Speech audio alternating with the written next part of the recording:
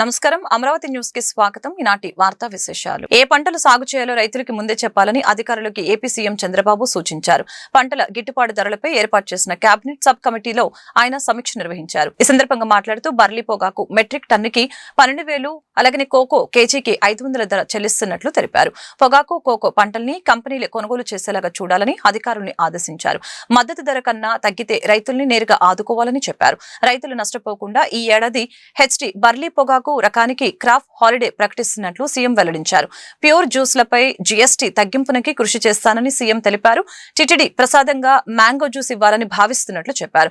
CM Chandrababu గురువారం సాయంత్రం ఢిల్లీ వెళ్తున్నారు. కేంద్ర మంత్రులతో రైతుల సమస్యలపై చర్చించనున్నారు. ఈ నేపథ్యంలో కేబినెట్ సబ్ కమిటీతో సీఎం సమీక్ష నిర్వహించారు. ప్రజలు ప్రకృతితో మమేకం కావాలని AP deputy CM Pawan Kalyan తెలిపారు. విజయవాడ తుమ్మలపల్లి కళాక్షేత్రంలో నిర్వహించిన జీవ వైవిధ్య వేడుకల్లో ఆయన పాల్గొని మాట్లాడారు. చెట్లు తొలగించడం కాదని మొక్క నాటడం నేర్చుకోవాలని చెప్పారు. ప్రకృతి నుంచి తీసుకోవటమే కాదు, ఇవ్వడానికి అలవాటు పడాలని అన్నారు. సహజంగా పెరిగిన మొక్కలు మనకు అవసరం కాకపోవచ్చని, కానీ ఇవి జీవ వైవిధ్యానికి తోడ్పడతాయని వివరించారు. మన పెరట్లో ఏం చేయగలం, జీవ వైవిధ్యానికి ఎలా తోడ్పడగలమో ఆలోచించాలని సూచించారు. అంటే ప్రకృతిని పరిరక్షించుకుంటేనే మనం ఉంటాం. ప్రకృతిలోని జీవన వైవిధ్యాన్ని పరిరక్షించుకుంటే మనం బతుకుంటాం. అది మన మనుగడికి మంచిది అనేది మనకి ఎప్పుడు చెప్తుంటుంది. కానీ contemporary civilization, modern day civilization ఇవన్నీ మర్చిపోయారు. ఇది అంటే నేను ఒక ప్రకృతిని పరిరక్షించాలని నా చాలా తపన నాకు. అంటే మీరు చూసారు ఈ మధ్యన ఒక అటవీ భూమిని ఆక్రమించుకునే వాళ్ళు, కానీ అసలు అడవి లేని భూమిలో అడవులు చెట్లు నాటాలి అనే మనస్తత్వం పోయింది మనకి. భూమి కనిపిస్తే ఆక్రమించుకుందాం, భూమి కనిపిస్తే నాకేమనిపిస్తుంది, వైవిధ్యం క్రియేట్ చేయాలనిపిస్తుంది. నా సొంత భూమి, నేను కొనుక్కున్న భూమి అయినా సరే. అంటే ప్రకృతిని మనం పరిరక్షించుకుంటేనే ప్రకృతి మనల్ని రక్షిస్తుంది. ధర్మం రక్షిత రక్షిత అంటారు. అలాగే ప్రకృతిని మనం పరిరక్షించుకుంటే అది మనం పరిరక్షిస్తుంది. దీనికి ఉదాహరణకి మడ అడవులు చాలా సహజంగా ఏర్పడ్డాయి. అంటే మొట్టమొదటిసారి ఒక సునామీ అలా కానీ ఒక తుఫాన్ కానీ వచ్చినప్పుడు ఇది ఫస్ట్ బ్యారియర్గా ఉపయోగపడుతుంది మన తీర ప్రాంతంలో. అలాంటి మడ అడవుల్ని మనం వదిలేస్తాం, లేదంటే ధ్వంసం చేస్తాం. దానివల్ల ఏమైపోద్ది, అది దెబ్బతిని మన ఇంటిని రక్షిస్తుంది, మనం రక్షిస్తుంది. కానీ అలాంటి మడ అడవులను కూడా విధ్వంసం చేసి, ప్రకృతిని విధ్వంసం చేసే అంటే ఇది ఒకళ్ళు ఇద్దరు అని కాదు, సమస్త మానవ జాతి నాతో సహా అందరం కూడా దీన్ని కరెక్ట్ చేసుకోకపోతే ఎంతసేపు మనం దీన్ని నాకు ఇలాంటి ప్లాట్ఫామ్స్ మనల్ని కదిలించేలా ఉండాలి. నేను చెప్పినట్టుగా మా ఇంట్లో మీరు హైదరాబాద్లో ఊహించుకుంటే కాంక్రీట్ జంగిల్, అలాంటి చోట ఒక 30-40 చెట్లు నాటగానే ఒక హిమాలయన్ క్రో అంటారు, జముడికాయ అంటారు, అది వచ్చేసింది. అక్కడ గుడ్లు పెడుతుంది, అది ఉంటుంది. అది కోకిళ్ళు వస్తాయి. అంటే ఎన్ని రకాల, దానితోడు సీతాకోచిలుకలు వస్తాయి, డిఫరెంట్ కైండ్స్ ఆఫ్ బర్డ్స్, క్రీపర్స్ని బేస్ చేసుకుని రకరకాల పురుగులు, క్రిమికీటకాలు, ఇవన్నీ కూడా మన ఒక్కళ్ళే బతకడం కాదు, మిగతా వాళ్ళు బతకాలి, మిగతా జీవరాశులు బతకాలి అన్నదే దీని తాలూకు సారాంశం. ప్రత్యేకించి ఈరోజు మనందరి బాధ్యత. Individual responsibility. ఎవరిని ఒకరిని బ్లేమ్ చేయడం, ఆ పార్టీని బ్లేమ్. ప్రజా సమస్యల పరిష్కారానికి AP deputy CM Pawan Kalyan వినూత్న కార్యక్రమానికి శ్రీకారం చుట్టారు. వెండితెరపై ప్రత్యక్ష ప్రసారం ద్వారా మంగళగిరిలోని క్యాంపు కార్యాలయం నుంచి ప్రజలతో ముఖాముఖి నిర్వహించారు. శ్రీకాకుళం జిల్లా టెక్కలి మండలం రావి వలస గ్రామస్తులతో మాట్లాడారు. మన ఊరు మాటామంతి పేరుతో చేపట్టిన ఈ కార్యక్రమాన్ని టెక్కలిలోని భవానీ థియేటర్లో నిర్వహించారు. పంచాయతీరాజ్ గ్రామీణ అభివృద్ధి శాఖ ఆధ్వర్యంలో అమలు చేస్తున్న వివిధ అభివృద్ధి పనులపై అడిగి తెలుసుకున్నారు. ప్రజల సమస్యలపై, వాటి పరిష్కారానికి సంబంధించి అధికారులకు ఆదేశాలు జారీ చేశారు. గ్రామంలోని ఎండల మల్లికార్జున స్వామి దేవస్థానం అభివృద్ధికి, పంచాయతీలో త్రాగునీటి సమస్య పరిష్కారానికి, రహదారులు, కాలువల వ్యవస్థ, పెద్ద చెరువు అభివృద్ధికి, దోబీ ఘాట్, ఇతర నిర్మాణాలకి 15 కోట్లు మంజూరు చేస్తూ పవన్ నిర్ణయం తీసుకున్నారు. గ్రామానికి వచ్చి మల్లికార్జున స్వామి క్షేత్రాన్ని సందర్శిస్తానని తెలిపారు. ఈ వర్చువల్ కాన్ఫరెన్స్ లో వేర్వేరు ప్రాంతాల నుంచి మంత్రి అచ్చెన్నాయుడు, జిల్లా కలెక్టర్ పాల్గొన్నారు. సమస్యలన్నీ విన్న తర్వాత కూడా ముఖ్యంగా మేము చొరవ తీసుకుని ఈరోజు దాదాపు ఒక 12 కోట్లు, 15 కోట్లు, 3 కోట్లు ఎక్కువ పెట్టారా? అంటే ఈ మీటింగ్ ఖరీదు మీ అందరికీ ఒక జిల్లాలో పెద్ద కార్యక్రమం అయిపోద్ది. కానీ మన పంచాయతీ మీద ఎంత అంటే మీరు ఇంత ప్రేమగా వచ్చారు, అందుకని ఆ 12 కోట్లు నుంచి ఒక 15 కోట్ల రూపాయలు, ఆ 15 కోట్లు ఓవరాల్ గా మీరు అడిగిన పనులన్నిటికీ కూడా కలిపి గ్రామ అభివృద్ధి పనుల కొరకు 15 కోట్లు మంజూరు చేయడం జరిగింది. మీరు అడిగిన ప్రతిదానికి ముందుకు తీసుకెళ్తా ఉన్నాం. దీంట్లో 14 సీసీ రోడ్లు, 4 drains, dhobi ghat, bus shelter, school compound wall, tank పునరుద్ధరణ, నీటి కాలువల డీసిల్టింగ్, 2 శ్మశాన వాటికలో సదుపాయాలు, మరి ఇవన్నీ మీరు చెప్పిన అన్నిటికీ 15 కోట్లు మనకి మీకు మంజూరు చేస్తున్నాం. దీనికి గౌరవ మంత్రివర్యులు అచ్చెన్నాయుడు గారికి మనస్ఫూర్తిగా ధన్యవాదాలు తెలుపుకుంటా ఉన్నాం. అలాగే అధికారులు అందరికీ కూడా పేరు పేరున ధన్యవాదాలు తెలుపుకుంటాను. ఈ కార్యక్రమంలో పాల్గొన్న కింజరపు అచ్చెన్నాయుడు గారికి, టెక్కలి శాసనసభ్యులు, గౌరవ మంత్రివర్యులు, అలాగే పంచాయతీరాజ్ మరియు గ్రామీణాభివృద్ధి శాఖ ప్రిన్సిపల్ సెక్రటరీ శ్రీ శశిభూషణ్ గారి సార్ కూడా మనస్ఫూర్తిగా నా ధన్యవాదాలు తెలుపుతా ఉన్నాను. అలాగే శ్రీకాకుళం జిల్లా కలెక్టర్ శ్రీ స్వప్నిల్ దినకర్ పుణ్కర్ గారికి కూడా నా ప్రత్యేక ధన్యవాదాలు. అలాగే పంచాయతీరాజ్ కమిషనర్ శ్రీ కృష్ణతేజ గారికి, అలాగే ముత్యాల రాజు గారు, AP state institute for rural development, వారికి నా కృతజ్ఞతలు తెలియజేస్తున్నాను. శ్రీ షణ్ముఖ్ కుమార్ గారికి, ఉపాధి హామీ పథకం సంచాలకులు, Swachhandhra corporation managing director Shri Anil Kumar Reddy గారికి, ఇంజనీరింగ్ ఇన్ చీఫ్ పంచాయతీరాజ్ శాఖ బాలు నాయక్ గారికి, ఇంజనీరింగ్ చీఫ్ గ్రామీణ నీటి సరఫరా శాఖ శ్రీమతి గాయత్రి గారికి, రాయవలస గ్రామ సర్పంచ్ సరళన బాలకృష్ణ గారికి, సో వారికి నా నమస్కారాలు తెలియజేయండి. డబ్బులు ఇవ్వగలిగాం, కానీ నేను మీ నుంచి ప్రత్యేకించి ఈరోజు కోరుకుంటుంది, మన ఊరు అభివృద్ధి చెందాలంటే ఇప్పుడు మనం రోడ్లు కట్టగలం, లేదంటే కాంపౌండ్ వాల్ కట్టగలం, కానీ ఆకతాయిల్ని నిలువరించాలంటే మీరు బాధ్యత తీసుకొని మీరందరూ ఊరి నుంచి ఏకతాటిపైన గట్టిగా గొంతు ఎత్తకపోతే అది తప్పదు. రేషన్ కార్డు కోసం కొత్తగా దరఖాస్తు చేసుకున్న వారు ఎలాంటి ఆందోళన చెందవలసిన అవసరం లేదని ఏపీ మంత్రి నాదెండ్ల మనోహర్ తెలిపారు. దరఖాస్తు స్వీకరించిన 21 రోజుల్లో దాన్ని పరిష్కరిస్తామని తెలిపారు. విజయవాడలో నిర్వహించిన మీడియా సమావేశంలో మంత్రి మాట్లాడారు. కొత్త రేషన్ కార్డుకి మ్యారేజ్ సర్టిఫికేట్ అవసరం అంటూ జరుగుతున్న ప్రచారంపై ఆయన స్పందించారు. ఎట్టి పరిస్థితుల్లోనూ మ్యారేజ్ సర్టిఫికేట్, పెళ్లి కార్డు, పెళ్లి ఫోటో అవసరం లేదని తేల్చి చెప్పారు. ఈ విషయంలో క్షేత్రస్థాయి సిబ్బంది ఎలాంటి పొరపాట్లు చేయవద్దని చెప్పారు. రేషన్ కార్డుకి ఎవరు దరఖాస్తు చేసినా స్వీకరించాలని అన్నారు. ఏమైనా సందేహాలు ఉంటే క్షేత్రస్థాయిలో పరిశీలించి నిర్ణయం తీసుకోవాలని మంత్రి మనోహర్ సూచించారు. 4.24 కోట్ల మందికి జూన్లో ఉచితంగా రేషన్ కార్డులు జారీ చేస్తామని అన్నారు. దీనికి సంబంధించిన పూర్తి సమాచారం తమ వద్ద ఉందని, అందులో ఎక్కడా లోపం లేదని తెలిపారు. రైస్ కార్డ్ సర్వీసెస్ లో ఎవరైతే గతంలో కొన్ని కుటుంబాల్లో ప్రత్యేకంగా చేర్పులు, మార్పులు, కొత్తగా పుట్టిన బిడ్డలకి అడిషన్గా కార్డులో తీసుకురావాల్సిన పేర్లు, అదేవిధంగా కొంతమంది మైగ్రేట్ అయిన వాళ్ళకి కొన్ని అడ్రస్ మార్పులు, ఇవన్నీ కూడా దాదాపు 2 సంవత్సరాల నుంచి ప్రభుత్వంలో ఎక్కడ కూడా ఆ వెసులుబాటు కలగలేదు. కేంద్ర ప్రభుత్వం అదేవిధంగా గౌరవ సుప్రీంకోర్టు వారి ఇన్స్ట్రక్షన్స్ మేరకు ఈకేవైసీ తప్పనిసరి అనే కోణంలో రాష్ట్ర వ్యాప్తంగా ఆంధ్రప్రదేశ్లో కూటమి ప్రభుత్వం వచ్చిన తర్వాత ఒక నిర్ణయం తీసుకుని ప్రతి ఒక్క కార్డుని ఈకేవైసీ చేయాలనే ఒక ప్రయత్నం రాష్ట్ర వ్యాప్తంగా మేము ప్రారంభించినప్పుడు భారతదేశంలోనే 95% పూర్తి చేసుకున్న ఏకైక రాష్ట్రం ఈ రోజున ఆంధ్రప్రదేశ్. పూర్తి కాని పెండింగ్ ఉన్న సంఖ్య 22,55,498.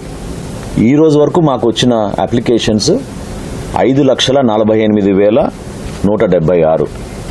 అందులో 4,09,000 మెంబర్ అడిషన్, అంటే కొత్తగా సభ్యులు చేర్చడానికి కార్డులో. రెండోది కొత్త రైస్ కార్డు కావాలని 60,000 మంది కేవలం అప్లై చేశారు. రైస్ కార్డులో స్ప్లిట్టింగ్, అంటే కుటుంబ సభ్యులు పెళ్ళైన తర్వాతనో లేకపోతే ఇతర ప్రాంతానికి వెళ్ళిపోయడం వలన స్ప్లిట్టింగ్ అనేది ఎక్కువ మంది అడుగుతున్నారు. అది 44,000 మంది. చేంజ్ ఆఫ్ అడ్రస్ మేము ఈసారి కల్పించాం. అది యాక్చువల్గా ఈకేవైసీలోనే పూర్తి అయిపోయి ఉంటుంది. అందుకనే కేవలం దాంట్లో సంఖ్య 12,552. మెంబర్ డిలీషన్ ఇప్పటి వరకు 13,580 మంది అప్లై చేశారు. కూటమి ప్రభుత్వం వచ్చిన తర్వాత రైస్ కార్డ్ డేటాబేస్ని గ్రామ సచివాలయం, వార్డు సచివాలయంలో ఉన్న డేటాబేస్ని అనుసంధానం చేయడానికి కోసం ఒక ప్రయత్నం మేము చేశాం. ఇది నిరంతరంగా జరిగే ప్రక్రియ.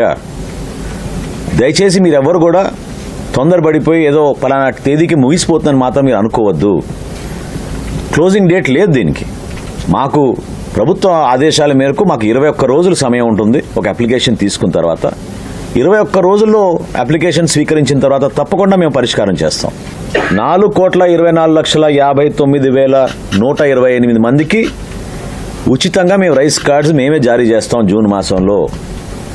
మ్యారేజ్ సర్టిఫికేట్ కావాలని చాలా మందిని ఇబ్బంది పెడుతున్నారు. చాలా స్పష్టంగా ఆదేశాలు జారీ చేయడం జరిగింది. ఎట్టి పరిస్థితిలో కూడా మ్యారేజ్ సర్టిఫికెట్ అవసరం లేదు. రెండో ప్రధాన అంశం, గతంలో ఎవరైతే మీరు చేర్చగలుగుతారో కార్డులో 15 సంవత్సరాలకే పరిమితమైంది. కర్ణాటక నుంచి ఏపీకి కుంకి ఏనుగులు రప్పించిన నేపథ్యంలో డిప్యూటీ సీఎం పవన్ కళ్యాణ్ కి మంత్రి నారా లోకేష్ అభినందనలు తెలిపారు. ఈ మేరకు ఎక్స్ వేదికగా ఆయన పోస్టు చేశారు. ఉమ్మడి చిత్తూరు జిల్లాలో రైతు సోదరుల కష్టాలకి చెక్ పెట్టేందుకు కర్ణాటక నుంచి కుంకి ఏనుగుల్ని రప్పించిన డిప్యూటీ సీఎం పవన్ కళ్యాణ్ కి నా శుభాకాంక్షలు. యువగలం పాదయాత్ర సందర్భంగా ఏనుగుల విధ్వంసంతో తాము తీవ్రంగా నష్టపోతున్నామని పలమనేరు ప్రాంత రైతన్నలు నా దృష్టికి తీసుకుని వచ్చారు. అన్నదాతల ఇక్కట్లను తొలగించేందుకు పవన్ అన్న ప్రత్యేకంగా చొరవ చూపి కర్ణాటక ప్రభుత్వంతో మాట్లాడి ఒప్పించారు.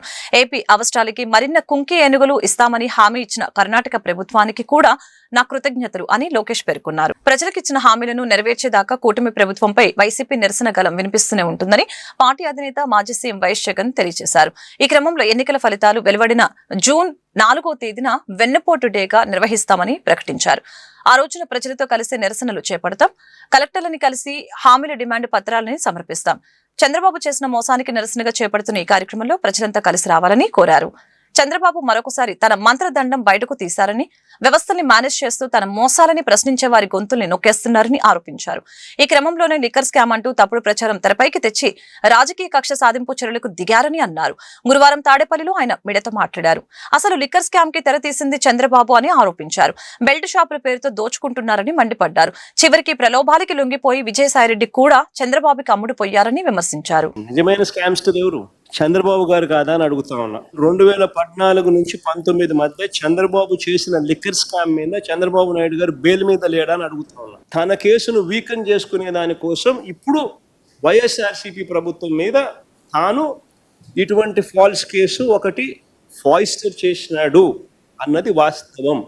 మరో నిందితుడిగా చెప్తా ఉన్న రాజకేశ్ రెడ్డి, ఈయనకు బెవరేజెస్ కార్పొరేషన్ కు సంబంధించిన వ్యవహారాలకు ఏం సంబంధం? కుట్రలు చేసి చంద్రబాబు ఒక బేతాళ కథల్లి సంబంధం లేని వ్యక్తులను లెఫ్ట్ రైట్ సెంటర్ అరెస్ట్ చేసే కార్యక్రమాలు చేస్తా ఉన్నాడు.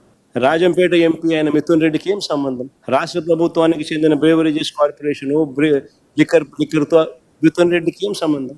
ఆయన లోక్సభ ఎంపీ. వాళ్ళ నాన్న కూడా కనీసం ఈ శాఖ కాదు, ఈ శాఖ మంత్రి కాదు. మరి ఏం సంబంధం మిథున్ రెడ్డికి? అరెస్ట్ చేసిన ధనుంజయ రెడ్డి, ఓఎస్డి కృష్ణమోహన్ రెడ్డి, వీళ్ళిద్దరికి ఏం సంబంధం? తన రాజీనామా వల్ల చంద్రబాబు నాయుడు గారి కూటమికి మేలు జరుగుతుందని తెలిసి తన 3.5 సంవత్సరం టర్ము ఆ కూటమికి తాను ప్రలోభాలకు లోనై అమ్మేసి, అలాంటి వ్యక్తి ఇచ్చే స్టేట్మెంట్లకు ఏం వాల్యూ ఉంటుంది? ఈ స్కాములన్నిటికీ పరాకాష్ట ఏమిటనంటే అమరావతి పేరు మీద చేస్తా ఉన్న మరో దోపిడీ. నిజంగా స్కాములందరికీ పరాకాష్ట అమరావతిలో నేడు జరుగుతా ఉన్న దోపిడీ. 600 కోట్ల రూపాయలు ఖర్చు చేసి జగన్ హయాంలో మద్యం మాఫియాపై రోజు థ్రిల్లర్ సిరీస్ లో కథనాలు వస్తున్నాయని ఏపీ పిసిసి అధ్యక్షురాలు వైఎస్ షర్మిల అన్నారు. సీఎం గా చేసిన జగన్ పోలీసుల బట్టలు ఊడదీస్తామని అనడం బాగోలేదని, జగన్ హయాంలో పోలీసులను ఎలా వాడుకున్నారో అందరికీ తెలుసునని అన్నారు. తనకు వ్యతిరేకంగా ఉన్న నేతల వేధింపులకి పోలీసుల్ని వాడుకున్నారు. రఘురామతో సహా పలువురు నేతల్ని ఎలా వేధించారో తెలిసిందే. జగన్ హయాంలో జత్వాని కేసులో పోలీసుల తీరు దారుణం. పోలీసులను తక్కువ చేసి మాట్లాడటం తగదు. తన తప్పు ఉంటే విచారణ చేసుకోవాలని చెప్పట్లేదంటే జగన్ దోషి అని తెలుస్తోంది. తన తప్పు లేదంటున్నా జగన్ విచారణ చేయాలని ఎందుకు చెప్పట్లేదు? వైఎస్ఆర్ మాదిరిగా తప్పుంటే ఉరి తీయాలని ఎందుకు చెప్పట్లేదు? తన వెనుక ఉన్నది మచ్చలేని వారిని వెనకేసుకొస్తున్నారు. తమ హయాంలో మద్యం కొనుగోలుకి డిజిటల్ పేమెంట్లు లేవని జగన్ చెప్పారు. గతంలో నగదు చెల్లింపులతో భారీ అవినీతి జరిగిందని తెలుస్తోంది అని షర్మిల ఆరోపించారు. జగన్మోహన్ రెడ్డి గారు ఒకప్పుడు ముఖ్యమంత్రిగా ఉన్నవారు. అలాంటిది ఇప్పుడు తాజాగా మీడియా అంతా లిక్కర్ మాఫియా మీద డైలీ థ్రిల్లర్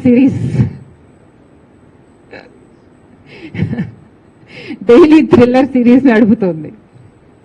దాంతో వైసీపీ వాళ్ళకు భయం పుట్టుతుంది. సహజంగానే జగన్మోహన్ రెడ్డి గారు ఆ భయాలని అడ్రస్ చేయడానికి తూర్పు నియోజకవర్గం 9వ డివిజన్ పరిధిలోని యాదవ్ బజార్ ప్రాంతంలో ఎమ్మెల్యే మహమ్మద్ నజీర్, నగర మేయర్ కోవెలముడి రవీంద్ర, కమిషనర్ పులి శ్రీనివాసులు, కార్పొరేటర్ ఎల్లావుల అశోక్ శానిటేషన్ మరియు డ్రైనేజీలను పరిశీలించారు. ఈ సందర్భంగా వారు మాట్లాడారు. 9వ డివిజన్ పరిధిలో డ్రైనేజీ వ్యవస్థ అస్తవ్యస్తంగా ఉందని, స్థానిక ప్రజలు ఎదుర్కొంటున్న సమస్యల గురించి తమ దృష్టికి తీసుకువచ్చినట్టు తెలిపారు. శానిటేషన్, డ్రైనేజీ వ్యవస్థల్ని మెరుగుపరిచే విధంగా జీఎంసీ అధికారులతో మాట్లాడి అమలు చేస్తామని ప్రజలకు హామీ ఇచ్చినట్టు తెలిపారు. శివారు ప్రాంతాలలో ఉన్న ప్రజలకి కావాల్సిన మౌలిక వసతులు ఏర్పాటు చేస్తామని ఈ సందర్భంగా తెలియజేశారు. గుంటూరు నగరాన్ని క్లీన్ నగరంగా మరియు గ్రీన్ నగరంగా చేయాలనే లక్ష్యంతో పనిచేస్తున్నట్లు తెలిపారు. కార్యక్రమంలో కార్పొరేటర్లు మీరావళి, సంకూరి శ్రీనివాసరావు, జనసేన పార్టీ 3వ వార్డు ఇన్ఛార్జి ఎడ్ల నాగమల్లేశ్వరరావు, సిటీ నగర కార్యదర్శి నాగేంద్ర సింగ్, జీఎంసీ అధికారులు పాల్గొన్నారు. శానిటేషన్ చేయాలి, శివారు ప్రాంతాల్లో మురికి వాడల్లో ముందు వాటిని అన్నింటిలో ఎక్కడ కూడా శానిటేషన్ కానీ, అట్లాగే డ్రైనేజ్ సిస్టమ్ కానీ, రోడ్లు కానీ, వాళ్ళకి ఏమైతే కావాలో అన్ని మౌలిక సదుపాయాలు ప్రజలకు అందించాలనే ఉద్దేశంతో ఒక క్లీన్ గుంటూరు అనే కార్యక్రమాన్ని వాళ్ళ స్టార్ట్ చేశాం. ఇక్కడ ఈ వార్డు ప్రెసిడెంట్గా 9వ వార్డుకి అశోక్ గారు ఉన్నారు. వారి ఆధ్వర్యంలో ప్రతి సందు వీధి గొంది ఎక్కడైతే ఏమైతే ఉన్నాయో అన్నీ కూడా క్లీన్ చేసి 2 రోజుల్లోనే, 3 రోజుల్లోనే, 4 రోజుల్లోనే తప్పకుండా ఒక మోడల్ వార్డుగా దాన్ని చేసి, అట్లాగే దాని ప్రకారం మిగతా గుంటూరులో ఎక్కడైతే ఇట్లాంటి అవసరాలు ఉన్నాయో, డ్రైనేజ్ సిస్టమ్ కానీ, అట్లాగే వైండింగ్ ఆఫ్ ద రోడ్స్ కానీ, ఇట్లా నజీర్ గారు చెప్పారు. ఈ యొక్క 60 ఫీట్ రోడ్డు ఓల్డ్ గుంటూరుకి ఈ యొక్క మనీ హోటల్ సెంటర్ నుంచి బాలాజీనగర్ మెయిన్ రోడ్ని వైండింగ్ చేయాలి. మాస్టర్ ప్లాన్లో కూడా 60 ఫీట్ ఉందని గౌరవ కమిషనర్ గారిని కోరారు. ఆయన తక్షణం దాన్ని అమలు చేసి ఇమీడియట్గా దాన్ని తొందరలో పూర్తి చేస్తామని చెప్పారు. వారికి అభినందనలు తెలియజేస్తున్నాను. ముందు గుంటూరుని న్యూ గుంటూరుగా మార్చే విధంగా మేమందరం కూడా ప్రతిరోజు ఎటువంటి ప్రజలకు కూడా ఇబ్బందులు కలగకుండా చూసాం. ఇప్పుడు చాలామంది కంప్లైంట్స్ కొన్ని చోట్ల ఉన్నాయి. వాటిని అన్నింటిని కూడా రెక్టిఫై చేసి అందరూ సుఖశాంతులతో కూడిన, ఆనందంతో కూడిన గుంటూరు అందిస్తామని చెప్పి ఈ మీడియా వారి ద్వారా తెలియజేస్తాను. Thank you. పారిశుద్ధ్యాన్ని మరింత మెరుగుపరిచేటువంటి విధంగా ముఖ్యంగా శానిటేషన్ సిబ్బంది కానీ, వారికి అవసరమైనటువంటి పరికరాలు కానీ ఎక్కడైనా తక్కువ ఉంటే వాటిని సరిదిద్దేటువంటి పరిస్థితులను తీసుకొని ఈరోజు నగరంలో ఒక పైలట్ ప్రాజెక్ట్ కింద కొన్ని డివిజన్స్ని తీసుకొని అక్కడ లెగసీ వేస్ట్ ఏదైతే ఉందో వాటిని తొలగించడంతో పాటు శానిటేషన్ సిబ్బందిని ఎక్కడికక్కడ అప్రమత్తం చేసేటువంటి విధంగా ఈరోజు క్లీన్ గుంటూరు పేరుతో ఒక కార్యక్రమాన్ని తీసుకోవడం జరిగింది. అందులో భాగంగా 9వ డివిజన్లో ఉదయాన్నే పర్యటించి అక్కడ ఉన్నటువంటి శానిటేషన్ సిబ్బందితో పాటు సచివాలయ సిబ్బంది, అలాగే సిఎంహెచ్ఓ, మిగతా అధికారులందరినీ కూడా తీసుకొని కార్పొరేషన్ కమిషనర్ గారు, మేయర్ గారు, మేము అందరం కూడా కలిసి ప్రజల దగ్గరికి వెళ్ళి వాళ్ళ సమస్యలను, ముఖ్యంగా వాళ్ళు పడుతున్నటువంటి ఇబ్బందులు కానీ, అలాగే ముఖ్యంగా ప్రతిరోజు ప్రతి ఇంటి దగ్గర నుండి చెత్త సేకరణ ఏ విధంగా జరుగుతూ ఉంది, ఆ ప్రాంతంలో మురుగునీరు ప్రవాహం ఏ విధంగా డ్రైన్స్ ద్వారా జరుగుతూ ఉంది, అవసరమైనటువంటి మౌలిక సదుపాయాలు అభివృద్ధి చేసేటువంటి దాంట్లో ఒక ప్రణాళికతో ముందుకు సాగడానికి ఈ కార్యక్రమాన్ని తీసుకున్నాం. ప్రజల నుంచి బ్రహ్మాండమైన స్పందన వస్తూ ఉంది. అధికారులు కొంత నిర్లిప్తత ఉంది. సచివాలయ సిబ్బంది కానీ, అలాగే శానిటేషన్ సిబ్బంది కానీ, వాళ్ళందరినీ కూడా కొన్ని రోజుల్లో, 1-2 రోజుల్లో వాళ్ళ లోటుపాట్లన్నీ కూడా తెలుసుకొని వాళ్ళందరినీ కూడా అప్రమత్తం చేస్తూ ఎక్కడ కూడా ప్రజలకు కావాల్సినటువంటి శానిటేషన్ గురించి కానీ, లేకపోతే మౌలిక వసతులు కానీ ఇంకా మెరుగుపరిచి గుంటూరుని ఒక క్లీన్ గుంటూరుగా, ఒక గ్రీన్ గుంటూరుగా తయారు చేసేటువంటి క్రమంలో ముందుకు సాగుతా ఉంది.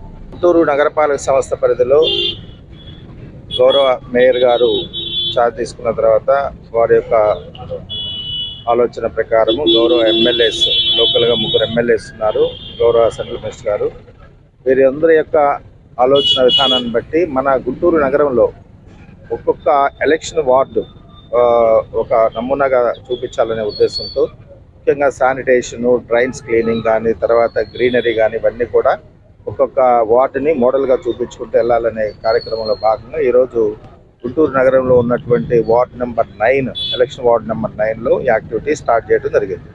దీనిలో ప్రధానంగా ఏంటంటే రెగ్యులర్గా చేసేటటువంటి శానిటేషను డిస్టర్బ్ కాకుండా అదనంగా మనం దగ్గర 225 మంది వర్కర్స్ని అదనంగా ఎంగేజ్ చేసుకొని ఈ కార్యక్రమానికి దానికి కావాల్సినటువంటి టూల్స్ కానీ, తర్వాత కిట్స్ కానీ అన్నీ కూడా తీసుకొని వార్డ్ అంటే వీధి మొత్తం కూడా శానిటేషన్ రిలేటెడ్ ఇష్యూస్ అన్నీ కూడా సెటిల్ చేసుకుంటూ వెళ్ళిపోతున్నాం.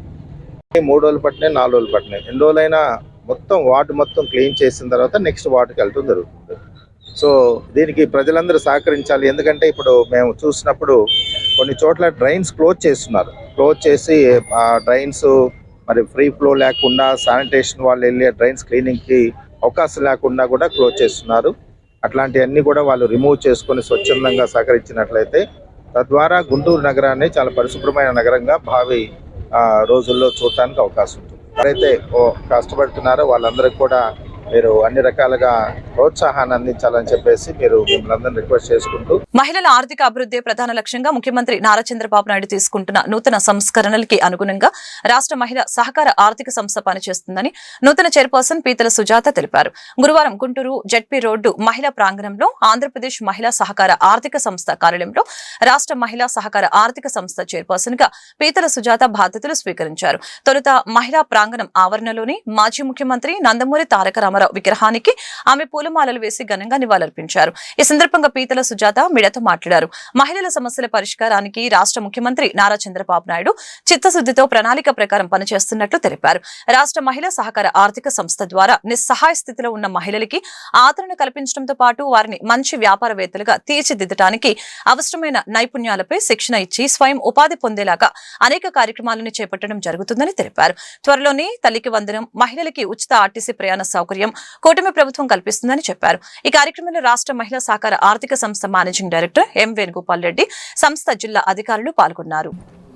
ఈ రోజున Andhra Pradesh women cooperative finance corporation చైర్మన్గా ఛార్జ్ తీసుకోవటం జరిగింది.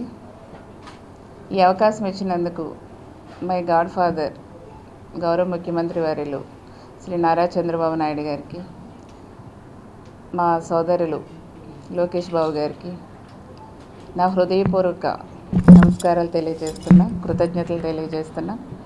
అదేవిధంగా కూటమి ప్రభుత్వంలో మేమంతా ఒక కూటమి ప్రభుత్వంలో ప్రజాసేవకి మాకు అవకాశం వచ్చింది.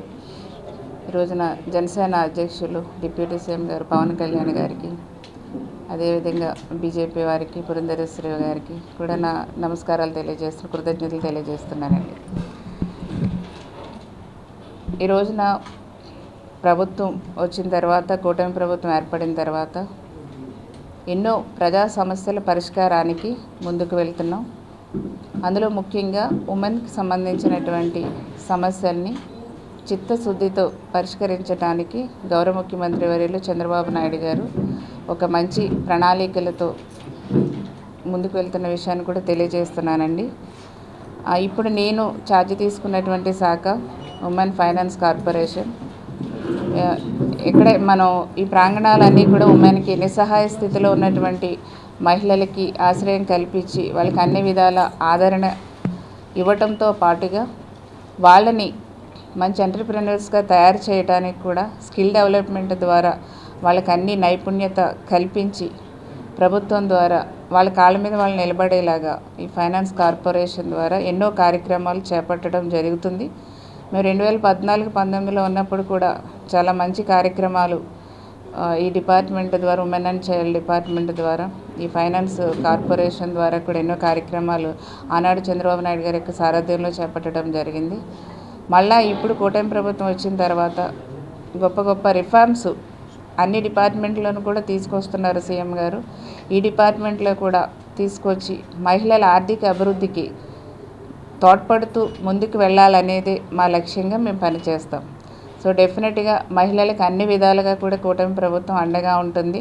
నా వంతు మహిళల అభివృద్ధికి, వాళ్ళ కాళ్ళ మీద వాళ్ళు నిలబడటానికి అన్ని విధాలుగా కూడా కృషి చేస్తాననేసి నేను మనస్ఫూర్తిగా తెలియజేస్తున్నానండి. మెయిన్గా ఏదైతే కూటమిలో హామీలు ఇచ్చామో తల్లికి వందనం, అది కూడా మేము త్వరలోనే మే 29వ తేదీన గుంటూరు లాడ్జి సెంటర్లోని ఎల్ఎం స్కూల్ ఆవరణలో పాస్టర్ ప్రవీణ్ పగడాల సంస్మరణ సభ నిర్వహిస్తున్నామని క్రిస్టియన్ సేవా సంఘం రాష్ట్ర అధ్యక్షులు మల్లెల రాజు, బుస్సా రత్నప్రసాద్ తెలిపారు. ఈ సభ ఎవరికీ వ్యతిరేకం కాదని, క్రైస్తవుల ఐక్యతను కాంక్షిస్తూ ఏర్పాటు చేశామని చెప్పారు. మత స్వేచ్ఛకు భంగం కలిగించకుండా రాజ్యాంగ హక్కులను కాపాడాల్సిన బాధ్యత పాలకులపై ఉందని చెప్పారు. గురువారం గుంటూరులో ఏర్పాటు చేసిన మీడియా సమావేశంలో వారు మాట్లాడారు. ఈ సంస్మరణ సభ మత సామరస్యానికి ప్రతీకగా నిలుస్తుందని చెప్పారు.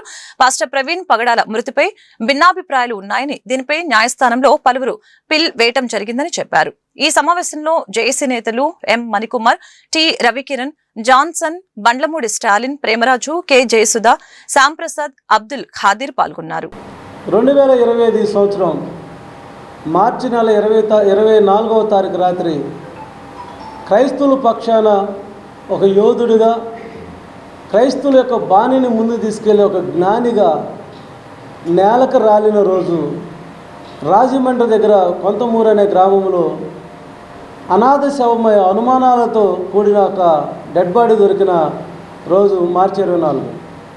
ఆయన మరణం, పాస్టర్ పగడాల ప్రవీణ్ గారి మరణం యావత్తు క్రైస్తవులకే కాకుండా హిందువులకి, ముస్లింలకి ఆయన వాక్కుని విన్న వాళ్ళందరూ కూడా తీరం లోటుగా కనిపించింది. ఈ మరణం మీద యావత్ క్రైస్తవ లోకం 100% ఒకళ్ళు ఇద్దరు తప్పితే 100% అది హత్య అనే అందరి మనసుల్లో అది నిండి ఉన్నది. అయితే దానికి పోలీసు వారు దాన్ని క్లియర్ చేశారు, అది యాక్సిడెంట్గా చనిపోయారని.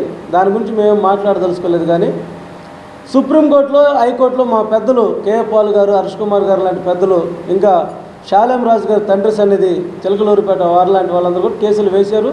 కోర్టు న్యాయస్థానం ఎలా తీర్పిస్తే దానికి మేము లోబడి ఉంటాం. ఈ నెల 29 పగడాల ప్రవీణ్ గారి మరణ సందర్భంగా సంస్మరణ సభ క్రైస్తవుల భాషలో ఆదరణ కూడిక, ఇది హిందూ ముస్లిం క్రైస్తవుల ఐక్యతతో ఈ సభను ఏర్పాటు చేస్తున్నాం. LEM స్కూల్ గ్రౌండ్, మన లార్జ్ సెంటర్లో ఉన్న LEM స్కూల్ ఆవరణంలో గురువారం సాయంత్రం 29వ తారీఖు ఈ నెల గురువారం సాయంత్రం 5 గంటలకి ప్రారంభమై 9 గంటల వరకు ఈ సభ కొనసాగుతుంది. ఈ సభకు క్రైస్తవుల పక్షాన మాట్లాడే పెద్దలు, క్రైస్తవ సేవకులు ఎంతోమంది రాష్ట్ర నలుమూలల నుంచి పాల్గొంటున్నారు. కాబట్టి ఈ జిల్లాలో ఉన్న క్రైస్తవుడా నువ్వైతే కదిలిరా, మంచి మనిషి అయితే కదిలిరా, ఇది ఒక మతపరమైనది కాదు. జై భీమ్. ప్రవీణ్ పగడాల సంస్మరణ దినోత్సవాన్ని అన్ని మతాలు, మత భేదము లేకుండా అన్ని మతాలు, మనుషులందరూ కూడా కలిసి ఒక సంస్మరణ సభలాగా జరుపుకోవటానికి కార్యక్రమం ఏర్పాటు చేయడం జరిగింది. ఆయన్ని ఈ రోజున మతాతీతంగా ఆయన ప్రేమిస్తూ ఉన్నారు. ఆయన బోధనలు మనుషులు కావాలి, మతాలను, మత కట్టుబాట్లను వదిలి మనిషిగా స్వేచ్ఛగా, సంతోషంగా, ఆనందంగా దేవునితో కనెక్ట్ అయి జీవించాలనేటువంటి ఆయన బోధనలు. ఈ కార్యక్రమం, ఈ సంస్మరణ సభ ఎవరికి వ్యతిరేకం కాదు, ప్రభుత్వానికి వ్యతిరేకం కాదు, ఎవరికి వ్యతిరేకం కాదు. మా కింద దళిత, పీడిత, తాడిత వ్యక్తులు, SC, ST, BC మైనారిటీస్ హక్కులు కాపాడబడాలి, వారందరికీ కూడా జీవించడానికి స్వేచ్ఛ ఉండాలా. ఈ రోజున రాజ్యాంగం చెప్తా ఉంది, రాజ్యాంగం హక్కు ఇస్తూ ఉంది. ఏమనంటే నీకు ఇష్టం వచ్చిన మతాన్ని ప్రాక్టీస్ చేయొచ్చు, ప్రాపగాండా చేయొచ్చు అని హక్కు ఇస్తూ ఉంది. నీకు ఇష్టం వచ్చిన విధంగా మరి లౌకిక సూత్రాలకి భిన్నం కాకుండా, పక్కవాడు ఎవరికి కూడా భిన్నంగా, ఎవరి హక్కులకి భంగం కలిగించకుండా స్వేచ్ఛగా జీవించమనే హక్కు ఇస్తూ ఉంది. అలాంటి హక్కులు ఈ కింది తరగతులందరికీ కూడా మరి కాపాడాలని ప్రభుత్వాన్ని మనవి చేస్తూ SC, ST, BC మైనారిటీ వర్గాలన్నీ కూడా కలిసి మరి అందరి వాడైనటువంటి ప్రవీణ్ పగడాల సంస్మరణ సభను శాంతియుతంగా జరుపుకునే కార్యక్రమం. కాబట్టి గుంటూరు పరిసర ప్రాంతాలు, రాష్ట్ర ప్రజలందరూ నా ప్రభు అయిన యేసుక్రీస్తు నామములో అందరికీ వందనాలు తెలియపరుస్తున్నాను, మీడియా మిత్రులకి. అదేవిధంగా మరి JAC joint action committee members అందరికీ క్రిస్టియన్ సేవా సంఘం తరఫున వందనాలు తెలియపరుస్తున్నాను. ఈ రోజున మరి యొక్క సమావేశం ఈ నెల 29వ తారీఖున ప్రవీణ్ పగడాల సంస్మరణ సభ అనేది ఏర్పాటు చేయడం జరిగింది. నిజంగా మన భారతదేశంలో స్వతంత్రంగా, స్వేచ్ఛగా మాట్లాడటానికి అవకాశాలు తక్కువైపోతున్న రోజులు మనం చూస్తూ ఉన్నాం.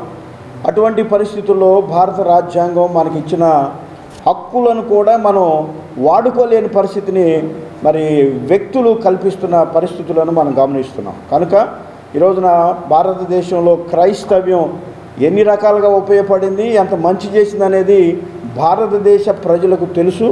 అటువంటి క్రైస్తవ్యం మీద ఒక భయంకరమైన విధానాన్ని మరి కొంతమంది వ్యక్తులు పనిగట్టుకొని చేస్తున్న విధానాలు కూడా, పరిస్థితులు కూడా మనం గమనిస్తున్నాం.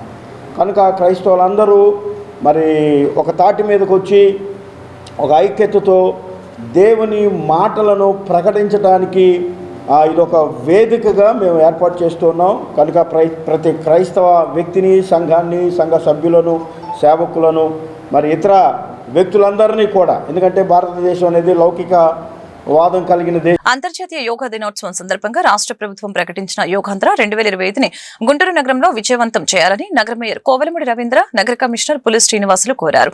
గురువారం నగరపాలక సంస్థ కౌన్సిల్ సమావేశ మందిరంలో వారు మీడియాతో మాట్లాడారు. రాష్ట్ర ముఖ్యమంత్రి నారా చంద్రబాబు నాయుడు ఆధ్వర్యంలో ప్రతిష్టాత్మకంగా అంతర్జాతీయ 11వ యోగా దినోత్సవం జూన్ 21వ తేదీన వైజాగ్లో జరగనుందని తెలిపారు. ఈ కార్యక్రమంలో దేశ ప్రధాని నరేంద్ర మోదీ పాల్గొంటారని తెలిపారు.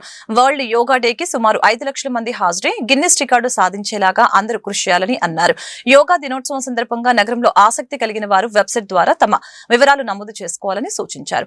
అదేవిధంగా రాష్ట్ర ప్రభుత్వం ఈ నెల 21 నుంచి జూన్ 21 వరకు ప్రతిష్టాత్మకంగా చేపట్టిన యోగాంధ్ర 2025ని గుంటూరు నగరంలో ప్రజలు, స్వచ్ఛంద సంస్థలు, rate payers, senior citizens, NCC, NSS విద్యార్థులు పెద్ద సంఖ్యలో పాల్గొని విజయవంతం చేయాలని తెలియజేశారు. దీనిపై పెద్ద ఎత్తున అవగాహన కల్పిస్తున్నామని చెప్పారు. ఇంతకుముందు యునైటెడ్ నేషన్ 2014లో జూన్ 21 వచ్చి వరల్డ్ యోగా డేగా డిక్లేర్ చేసింది. ఇప్పుడు ఆల్మోస్ట్ 10 ఇయర్స్ అయిపోయింది. ఇప్పుడు 11th ఇయర్ మొన్న గౌరవ ప్రధానమంత్రి గారు నరేంద్ర మోడీ గారు ఆంధ్రప్రదేశ్ నూతన రాజధాని శంకుస్థాపనకు వచ్చిన సందర్భంలో ముఖ్యమంత్రి గారిని కోరారు. ఈసారి విశాఖపట్నంలో 11th వరల్డ్ యోగా డే అక్కడ జరుపుకుందామని నిశ్చయించారు. దీన్ని కొన్ని లక్షల మంది ప్రజలతో అక్కడగా జూన్ 21న అక్కడ ఏర్పాటు చేస్తున్నారు. ఈ మొత్తం మే 21 నుంచి జూన్ 21 వరకు కూడా యోగాంధ్రగా 30 డేస్ డిక్లేర్ చేసి వివిధ రకాలైన ప్రోగ్రాలు ప్రజలకు తెలియజేసి దానికి ఒక వెబ్సైట్ రిజిస్ట్రేషన్ చేశారు.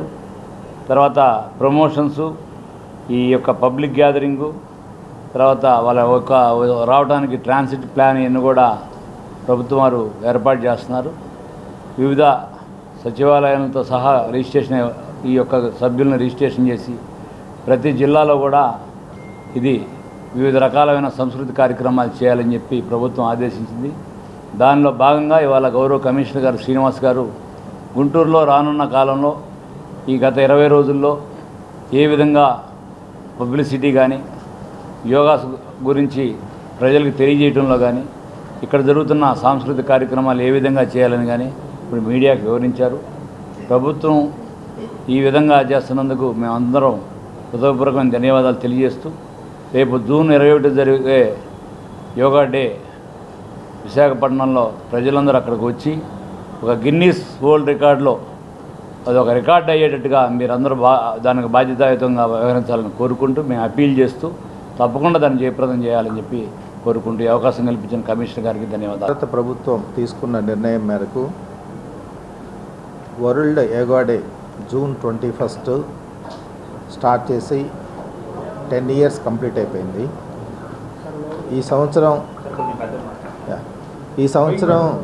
11th year.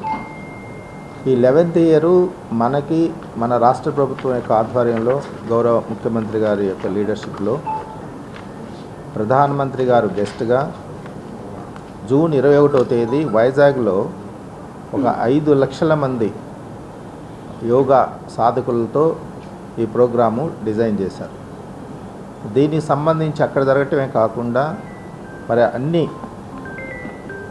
జిల్లాల్లో ఆ జిల్లా హెడ్ క్వార్టర్సు, మండల హెడ్ క్వార్టర్సు, అట్లనే గ్రామ స్థాయిలో ఈ ప్రోగ్రాము ఒక నెల రోజుల పాటు చేయాలని చెప్పేసి రాష్ట్ర ప్రభుత్వం నిర్ణయం తీసుకుంది. దీనిలో భాగంగా గౌరవ చీఫ్ సెక్రటరీ గారు నిన్న అందరూ జిల్లా కలెక్టర్స్, ముఖ్యమైనటువంటి ఆఫీసర్స్ అందరితో కూడా ఒక రివ్యూ చేశారు. ఇప్పటి వరకు గవర్నమెంట్ నుంచి ఉన్నటువంటి ఇన్స్ట్రక్షన్స్ ప్రకారం ప్రతి జిల్లాలో ఈ ప్రోగ్రాము డే వారీగా కొన్ని యాక్టివిటీస్ ఇచ్చారు. ఆ యాక్టివిటీస్ ప్రకారం నడవాల్సిన అవసరం ఉంటుంది. దీనిలో భాగంగా ఈరోజు మన జిల్లాలో మరి ఇన్ఛార్జ్ కలెక్టర్గా ఉన్నారు జేసీ గారు. వారు నేను కలిసి ఒక వీడియో కాన్ఫరెన్స్ కూడా ఇప్పుడు దాకా కండక్ట్ చేశాము. మండల స్థాయి వరకు కూడా ఇన్స్ట్రక్షన్స్ ఇవ్వడం జరిగింది. ఎట్లనే యూఎల్బీస్ అన్నిటి కూడా. అయితే దీన్ని దృష్టిలో పెట్టుకొని మన గవర్నమెంట్ ఇన్స్ట్రక్షన్స్ ప్రకారం మన గుంటూరు నగరపాలక సంస్థ పరిధిలో మనం ఎలాంటి యాక్టివిటీస్ టేకప్ చేయబోతున్నాము, దానికి కార్యాచరణ ప్రణాళిక ఎలా ఉంటుందనే దానికి మీ అందరికీ కొంత బ్రీఫ్ చేయాలని ఈ ప్రెస్ మీట్ ఏర్పాటు చేశాము. దానికి గౌరవ మేయర్ గారు కూడా పార్టిసిపేట్ చేస్తున్నారు. వారికి అభినందనలు తెలియజేసుకుంటూ, ముఖ్యంగా దీనిలో ప్రజలు ఎవరైతే ఈ ప్రోగ్రాంలో అభ్యాసకులుగా పార్టిసిపేట్ చేయాలనుకుంటున్నారో వారందరూ కూడా మరి ఒక వెబ్సైట్ గవర్నమెంట్ ప్రొవైడ్ చేసింది. ఈ వెబ్సైట్లో వాళ్ళు రిజిస్టర్ చేసుకోవచ్చు. రిజిస్టర్ చేసుకుంటే వాళ్ళకి మొబైల్లో కూడా ఒక మెసేజ్ వస్తుంది సక్సెస్ఫుల్గా రిజిస్టర్ అయినట్లు.